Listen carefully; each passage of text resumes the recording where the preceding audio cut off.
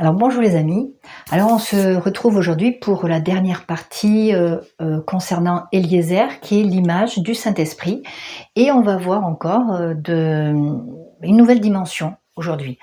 Alors la dernière fois dans Genèse 14 on a vu que Abraham pour secourir son neveu Lot avait armé 318 de ses plus braves serviteurs, 318 étant la gématrie d'Eliezer. Il avait poursuivi les rois qui avaient enlevé son neveu jusqu'à Dan. On a vu que Dan, ça parle de juger, le jugement du péché, le jugement du malin. Ça nous parle de la croix. Il est bâti, il est poursuivi jusqu'à Shoba, Roba, ça veut dire cachette, et qui est à gauche de Damas. Alors voilà, aujourd'hui c'est Damas qui m'intéresse parce que déjà, je me suis posé la question, je me suis dit, mais est-ce qu'il y aurait une signification à Damas pour que ça soit mentionné dans ce passage où déjà chaque mot a un sens. Alors, Damas, en hébreu, ça se dit Damasek, et en fait, sa gématrie, c'est 444. Alors, c'est pas très souvent qu'un chiffre est répété comme ça 3 fois, et il y a quelque chose, bien sûr, à découvrir. On le verra à la fin de cette vidéo, et pour l'instant, on va un petit peu creuser ce Damasek. Alors, donc ici, c'est la première fois qu'on le voit, et on va voir qu'il est aussi associé avec la première fois où on voit Eliezer mentionné. Alors, c'est le chapitre suivant, chapitre 15. Donc, Dieu apparaît en songe à Abraham. Il lui dit ne crains pas, je suis ton bouclier, ta récompense sera grande. Et Abraham va lui ouvrir son cœur et il va lui dire mais que me donneras-tu? L'héritier de ma maison, c'est Eliezer de Damas. En fait, c'est je n'ai pas d'enfant, quoi. Et donc, c'est la première fois qu'on voit Eliezer. Voilà, Eliezer qui veut dire Dieu aide. Et donc, la première fois qu'on voit un mot, on regarde qu'est-ce qu'il y a autour, parce que ça va nous apporter quelque chose d'important. Alors, qu'est-ce qu'il y a autour? Il y a l'héritier, Ben Meshek, c'est la première fois, et la seule fois, surtout, c'est la seule fois, je voulais dire, où le mot héritier c'est Ben Meshek, c'est la première fois. Sinon, on va voir l'héritage ou le sens d'hériter avec Nerel, Yarash. Ici, c'est la première fois et la seule fois. Alors déjà, il y a quelque chose il y a un petit drapeau rouge ici. Et ensuite, ici, quand il est dit dans notre Bible, c'est traduit, c'est Eliezer de Damas. Dans l'hébreu, c'est lui, le Damaséen. Donc en fait, Damas, ça va être un premier. Le Damaséen, Eliezer. Donc il y a vraiment quelque chose d'important. Alors ici, on va remarquer quoi? Bien, si c'est une seule fois que ce mot est utilisé, c'est parce qu'ici, il y a un jeu de mots. Vous voyez? Ici, il y a Meshek, et puis ici, on a Damesek. Voilà. Vous voyez, ici, il y a un jeu de mots. Alors, l'héritier, ce mot, donc, ça vient d'une racine inutilisée qui veut dire détenir, posséder. Et en effet, l'héritier, c'est celui qui va posséder les biens de celui qui les lui lègue. Et donc, ce mot Damas, ou ici Damaséen, Damesek, eh bien, ça nous parle en fait d'un héritage. Et Eliezer devient alors cette porte à cet héritage. Et cet héritage, on a vu que c'est l'héritage d'Abraham.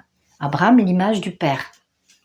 Voilà, Eliezer, donc, qui est l'image du Saint-Esprit, va nous amener l'héritage à prendre possession des biens du Père.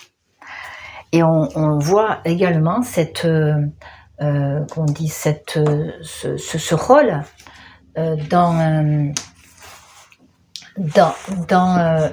l'autre texte qui parle d'Eliezer sans le nommer, c'est Genèse 24. Abraham dit à son serviteur, donc c'est Eliezer, le plus ancien de sa maison, qui avait le gouvernement de tous ses biens, à Moshel. Et il va lui dire d'aller chercher une épouse pour son fils. Et on va le voir, il va se mettre en route avec 10 chameaux sur lesquels il va y avoir tous les biens de son être. Voilà, donc c'est vraiment le rôle du Saint-Esprit d'amener les biens, l'héritage. Et ici, eh bien, ça sera à celle qui sera unie au Fils, celle qui c'est l'épouse. Et en fait, ça parle des croyants. Donc, le Saint-Esprit, c'est celui qui a en sa possession tous les biens du Père et qui les communique aux croyants. Alors, on va retrouver ça, si on revient à notre premier texte, on va retrouver ça.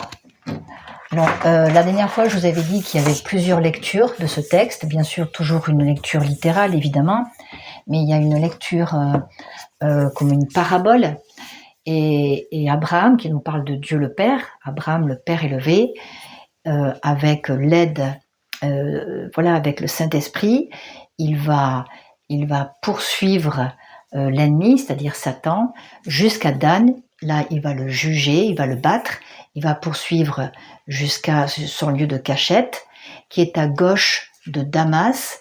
Et donc, en fait, qu'est-ce qu'on va voir? Donc, il y a Roba qui va être à gauche et Damasek qui va être à droite. Et dans la Bible, tout comme dans, on va dire, tous les pays, la gauche a une connotation négative, et puis on va voir la droite qui va avoir une connotation positive.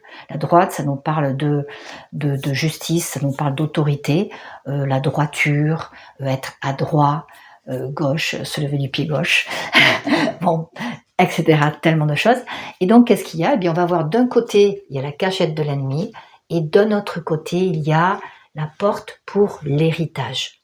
Et donc, c'est dans notre héritage, il y a la délivrance de l'ennemi.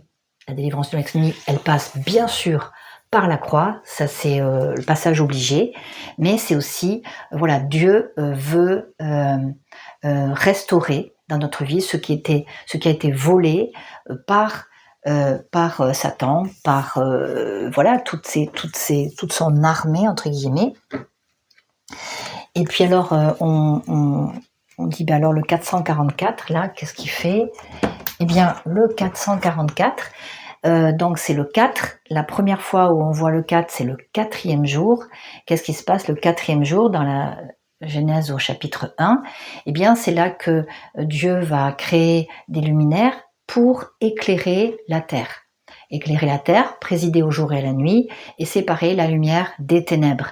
Et donc en fait cet héritage que Dieu va confier à l'Église, aux croyants, à ceux qui sont passés par la croix, à ceux qui sont unis à son Fils, eh bien ça va être pour éclairer la terre, pour manifester sa lumière et séparer les ténèbres d'avec la lumière. Voilà, donc je pense qu'on a fait quand même un tour un peu plus large là, et je vous dis à bientôt. Et si ça vous a plu, je vous laisse mettre un pouce et un commentaire. Au revoir.